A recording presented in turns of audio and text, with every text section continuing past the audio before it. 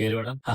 വാടാ. എന്നെ ഇടിക്കാനാണോ? നിന്നെ എന്തിനാ ഇടിക്കുന്നത്? നീ വല്ലതും ചെയ്തോ? അല്ല, കുരുത്തക്കേട് കയ്യിലുള്ളോണ്ട് ഒരു ശങ്ക. എടാ, ഇന്നലെ മുതല് ഞങ്ങള് 3 പേരും കൂടി ഒരു തീരുമാനത്തിലെത്തി. എന്നതാ കൊച്ചാ? ബാലേന്ദ്രമായിട്ടുള്ള വഴക്ക് കോംപ്രമൈസ് ചെയ്തു. കോംപ്രമൈസ് ആയിരുന്നോ? നിങ്ങൾക്ക് നാണില്ലേ? നാണം ഉള്ളതുകൊണ്ട് ഞങ്ങൾ വഴക്ക് നിർത്തി സന്ധ്യയായത്. അയാൾ നിങ്ങളെ ഭീഷണിപ്പെടുത്തിയോ? ഒരു ഭീഷണിയില്ല. എനിക്കൊന്നും മനസ്സിലാവുന്നില്ല. ഇന്നലെ വരെ എന്തായിരുന്നു ബഹളം? ബാലേന്ദ്രൻ ഞങ്ങളെ മുട്ടയിൽ നിർത്തി മൂക്കുകൊണ്ട് ഇക്ഷ വരപ്പിക്കും, അലീനെ പെൺവാണിപക്കാർക്ക് വിൽക്കും. എവിടെ പോയി എല്ലാവരുടെ ശൗര്യം? വലിയച്ഛൻ വന്ന് നിങ്ങളുടെയൊക്കെ പല്ലും നഖവും പറിച്ചു കളഞ്ഞു. എണ്ണത്തിൽ കൂടുതലുള്ള പല്ലെല്ലാം പിഴുതു കളഞ്ഞു. ഇപ്പൊ നമ്മൾ തോറ്റോ ജയിച്ചോ? തോറ്റുമില്ല, ജയിച്ചുമില്ല. നിന്നോട് കുറച്ച് കാര്യങ്ങൾ പറയാനാ ഇങ്ങോട്ട് വിളിച്ചത്. എങ്ങനെയാ പറഞ്ഞു കൊടുക്ക. നമ്മളിനി കടപ്പാട്ടൂരുമായി യാതൊരു വഴക്കുമില്ല. അലീനെ ഇനി മോശമായിട്ട് കാണുകയോ മോശമായിട്ട് അവളോട് പെരുമാറുകയോ ചെയ്യരുത്. അവളെ ആ കുടുംബത്തിലെ ഒരു അംഗമായിട്ട് കാണണം. ഇതിനു വേണ്ടിയാണോ ഈ ഭൂകമ്പെല്ലാം ഉണ്ടാക്കിയത്? അച്ഛനും കൊച്ചനും എന്നാ പറ്റി? നിനക്ക് മനസ്സിലായില്ലേ? പറഞ്ഞതനുസരിക്കുക. സമാധാനമാണ് ഏറ്റവും നല്ല വഴി. അടി പോളി.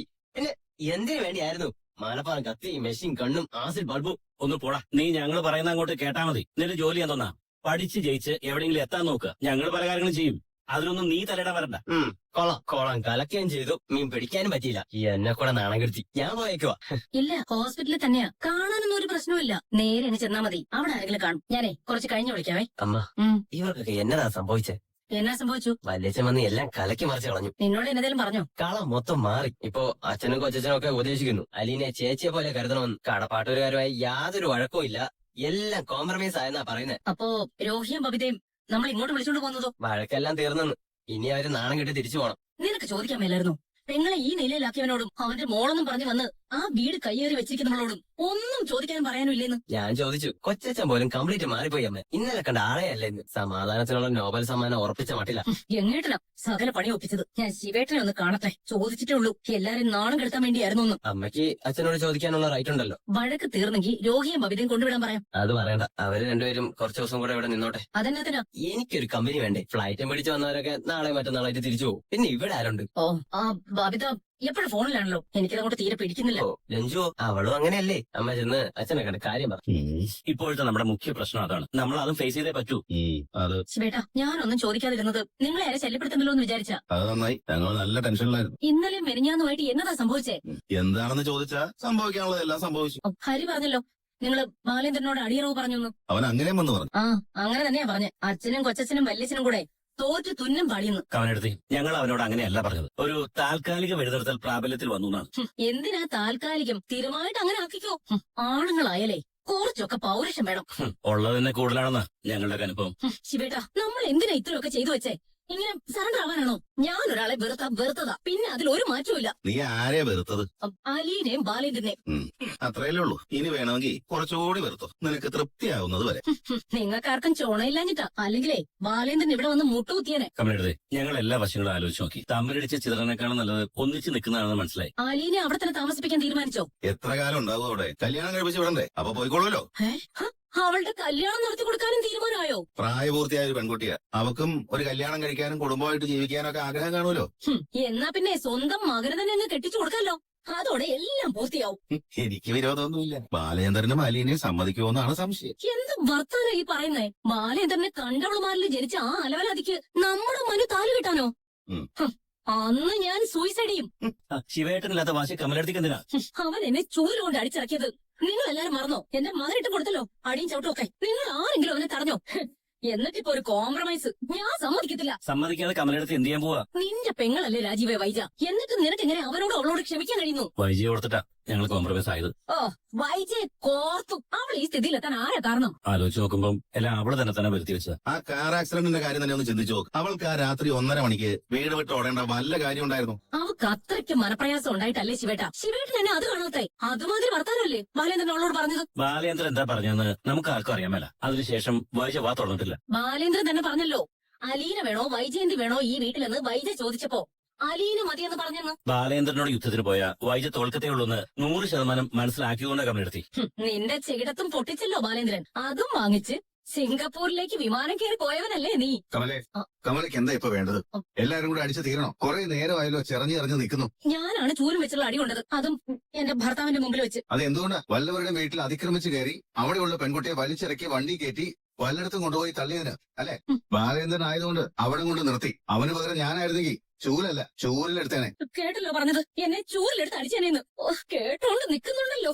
ഞാൻ ഗംഗേട്ടനിട്ട് 2 അടി വെച്ചു കൊടുക്കണോ? എന്നതാ നീ ഉദ്ദേശിക്കുന്നത്? ഓ, ഒന്നും ഉദ്ദേശിക്കുന്നില്ല. ഞാനിതൊക്കെ കാണുകയും കേൾക്കുക അനുഭവിക്കുകയൊക്കെ ചെയ്യണം. ഹ്യോ, എന്റെ വിധി. ആണുങ്ങളില്ലാത്ത വീട്ടിൽ വന്ന് കേറി പോയില്ലേ. ഏതടി ആണുങ്ങളില്ലാത്ത വീട്? ഈ വീട് നിനക്ക് പിന്നെ എങ്ങനെയാടി 3 മക്കളുണ്ടായത്? നീ കൊണ്ടുവന്നാണോ? ആണെങ്കിൽ പറ, ഇപ്പൊ പറയണം. എന്നിട്ട് വേണം നീ ഇവിടെ വേണോ വേണ്ടയോ എന്ന് എനിക്ക് തീരുമാനിക്കാൻ. എങ്ങോട്ട് പോകുന്നു നീ? നിന്നോടെ മറുപടി പറഞ്ഞിട്ട് പോയാ മതി. നീ കൊണ്ടുവന്നതാണോ ഈ 3 കുഞ്ഞുങ്ങളെ?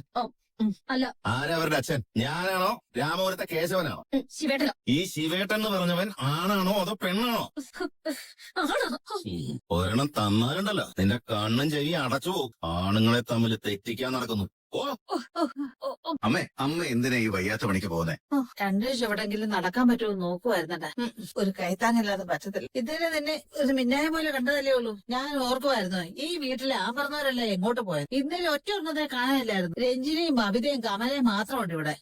ഇന്നലെ ഞങ്ങളും ബിസിയായിരുന്നു. ഓരോരോ പ്രശ്നങ്ങൾ ഉണ്ടാക്കി വെക്കാൻ ഈസിയാ. സോൾവ് ചെയ്യാൻ 7 കടല് നീന്തി കിടക്കണം. എടാ മോനെ, അലീനയുടെ കാര്യം ഇവിടെ ആരണം പറയുന്ന കേട്ടു. തട്ടിക്കൊണ്ട് പോയെന്നോ കാണാനില്ലെന്നോ ഒക്കെ. എന്റെ അമ്മയും അതൊന്നും പറയാതിരിക്കുന്ന ഭേദം. ആ ശിവനും രാജീവനും കൂടെ ഒപ്പിച്ച് വികൃതിയാ. നമ്മുടെ ശിവശങ്കരനോ? അതെ, അയ്യോ, അവര് അലീനെ തട്ടിക്കൊണ്ട് പോയെന്നോ? അവര് നേരിട്ടല്ല, വേറെ ആൾക്കാരെ കൊണ്ട് ചെയ്യിച്ചു. അയ്യോ, എന്റെ ഈശ്വര, എന്തൊക്കെയാ അവര് കാണിച്ചു കൊടുക്കുന്നേ. എന്നിട്ട് അവരെ കൂടെ അവൾ എന്നാ ചെയ്തു? തക്ക സമയത്ത് ഞാൻ എത്തിയതുകൊണ്ട് പോലീസ് ലോക്കപ്പിൽ കയറാതെ കഴിഞ്ഞു. ഇല്ലെങ്കിൽ ഇന്ന് മുതൽ റിമാൻഡിലായിട്ട് സബ് ജയിലിൽ കിടന്നേനെ. നീ എങ്ങനെ ഇതൊക്കെ അറിഞ്ഞു? ഞാൻ ബാലേന്ദ്രനെ വിളിച്ചിട്ടുണ്ടായിരുന്നു. അല്ലെങ്കിലും വൈജയുടെ വിവരം അറിഞ്ഞ ഉടനെ ഞാനും മാലതിയും കൂടെ ടൂർ പരിപാടി കട്ട് ചെയ്ത് ഡൽഹിയിൽ എത്തിയിരുന്നു. എന്നിട്ട് മാലതി എവിടെ? അവള് പൂനെക്ക് പോയി, മോളുടെ അടുത്ത്. നീ എപ്പോഴാ ഇവിടെ വന്നേ? മിനിഞ്ഞാന്ന് രാത്രിയാ ഈ സംഭവങ്ങളെല്ലാം നടന്നത്. ഞാൻ നേരെ ശിവനും രാജീവൻ താമസിക്കുന്ന ഹോട്ടലിലോട്ടാ ചെന്നത്. മനു അതിനു മുമ്പ് എന്നോട് വിവരങ്ങളെല്ലാം പറഞ്ഞിട്ടുണ്ടായിരുന്നു. ഞാൻ ശിവനോടും രാജീവനോടും അലീനെ എവിടെയെന്ന് ചോദിച്ചപ്പോ അവര് സത്യം പറഞ്ഞു. അലീനയെ കിഡ്നാപ്പ് ചെയ്തുകൊണ്ടുപോയി മേലുകാവിനപ്പുറത്ത് ഒരു റബ്ബർ തോട്ടത്തിലെ വീട്ടിൽ കെട്ടിയിട്ടിരിക്കുക. എന്റെ ഗുരുവായൂരപ്പ, ഈ ബുദ്ധിയൊക്കെ ഇവർക്ക് ആര് പറഞ്ഞു കൊടുത്തു? ആരെങ്കിലും കാണിക്കൂ ഇങ്ങനത്തെ ഭ്രാന്ത്? പോലീസും കോടതിയൊക്കെ ഉള്ള നാടല്ലേ? ബാലേന്ദ്രൻ പോലീസ് പരാതി കൊടുത്തിട്ട് പോലീസ് രംഗത്ത് വന്നു. ഒടുവിൽ പോലീസും ബാലേന്ദ്രനും ഞങ്ങൾ എല്ലാവരും കൂടി അലീനെ കെട്ടിയിട്ട് വീട്ടിൽ ചെന്നു. വാതില് പൊളിച്ച് അവളെ അവിടുന്ന് രക്ഷപ്പെടുത്തി. അപ്പോ പോലീസ് കേസില്ലേ? എല്ലാവരും അലീനയുടെ കാല് പിടിച്ച് ക്ഷമ ചോദിച്ച് കേസിൽ നിന്ന് തലയൂരി. ബാലേന്ദ്രൻ ഇന്നലെ പകല് പോലീസ് സ്റ്റേഷനിൽ പോയി പരാതി പിൻവലിച്ചു. ഓ, രാജീവനും ശിവനും ഒക്കെ ലോകവിവരം ഉള്ളവരല്ലേ? അവരെന്തിനാ ഇങ്ങനെ ഒരു വിഡ്ഢിത്തരം കാണിച്ചേ? ബാലേന്ദ്രനെയും അലീനയും വരച്ച വരെ നിർത്താൻ വേണ്ടി ചെയ്ത. പക്ഷെ താൻ കുഴിച്ച കുഴി താൻ തന്നെ വീണെന്ന് മാത്രം. എന്തായാലും നീ വന്ന് രക്ഷിച്ചല്ലോ. മഹാനം ഗംഗാധര, അമ്മ പറഞ്ഞോ? വൈജയുടെ കാര്യത്തിൽ എന്തേലും ഒരു തീരുമാനം ഉണ്ടാക്കിയിട്ടേ നീ പോകാവുള്ളൂ മോനെ. അവള് പാവോ, എന്തെല്ലാം സഹിക്കണം. അവള് പാവോ? അമ്മയോട് ആര് പറഞ്ഞു വൈജ പാവമാണെന്ന്? അവൾ എന്നത്തെ ചെയ്തിട്ടാ അവളോട് ബാലേന്ദ്രൻ ഇങ്ങനെയൊക്കെ കാണിക്കുന്നേ? അവൾ അവന്റെ ഭാര്യയല്ലേടാ, അവന്റെ 3 മക്കളെ പറ്റ അമ്മയല്ലേ? 3 മക്കളെയല്ല, 4 മക്കളെ. അതില് ഒരെണ്ണത്തിന്റെ കാര്യം അമ്മ മറന്നു. കല്യാണത്തിന് മുമ്പത്തെ. അത് പിന്നെ എത്ര കാലം മുന്നേ നടന്നതാ? ഇതും അങ്ങനെയാ. 10-23 കൊല്ലം മുമ്പത്തെ. ബാലേന്ദ്രന്റെ കല്യാണത്തിന് മുമ്പത്തെ. പക്ഷെ വൈജയുടെ കാര്യം ബാലേന്ദ്രൻ അറിയത്തില്ലല്ലോ. വൈജ പറഞ്ഞിട്ടുമില്ല. ഇതങ്ങനെയാണോ? ബാലേന്ദ്രൻ എല്ലാരോടും വിളിച്ച് പറഞ്ഞേക്കുന്നു കല്യാണത്തിന് മുമ്പ് വേറെ ചീത്തബന്ധം ഉണ്ടായിരുന്നെന്ന്. വൈജ കള്ളത്തിൽ ഒളിപ്പിച്ചു വെച്ചതാണോ കുറ്റം, അതോ ബാലേന്ദ്രൻ സത്യം തുറന്നു പറഞ്ഞതാണോ കുറ്റം? എടാ മോനെ, വൈജ അതൊക്കെ മറന്നതല്ലേ? ബാലേന്ദ്രൻ അങ്ങനെ മറക്കാൻ പറ്റുന്നില്ല.